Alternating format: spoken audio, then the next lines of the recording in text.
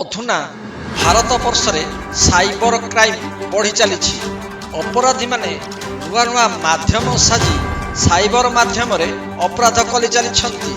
ଯେଉଁ ଅପରାଧକୁ ଧରିବା ପୁଲିସ ପକ୍ଷରେ ସାମାନ୍ୟ କଷ୍ଟ ହୁଏ, ଏହାକୁ ଧରିବା ପାଇଁ ବିଭିନ୍ନ ଥାନାରେ ସାଇବର ସେଲ୍ ଗଠନ କରାଯାଇଛି।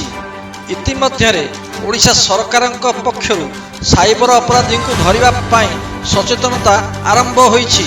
ଖୋର୍ଦ୍ଧା ଆରକ୍ଷୀ ଅଧିକାରୀଙ୍କ କାର୍ଯ୍ୟାଳୟରୁ ଗତ 2 ତାରିଖ ଦିନ ପ୍ରଭାତରୁ ଏକ ଗଣଦୌଡ଼ ଆରମ୍ଭ ହୋଇଥିଲା।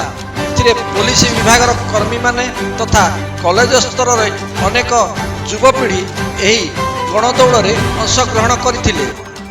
ଏହି ଗଣଦୌଡ଼ ଆରକ୍ଷୀ ଅଧିକାରୀଙ୍କ କାର୍ଯ୍ୟାଳୟରୁ ବାହାରି ଖୋର୍ଦ୍ଧା ସହର ଦେଇ ଯାଇଥିଲା। ସରକାର ତଥା ପୋଲିସ ବିଭାଗର ଏଭଳି ପଦକ୍ଷେପକୁ ସାଧାରଣରେ ପ୍ରଶଂସା ହୋଇଛି। ଖୋର୍ଦ୍ଧାରୁ ଆନ୍ଦୋଳନ ଓଡ଼ିଶା ବ୍ୟୁରୋ ରିପୋର୍ଟ।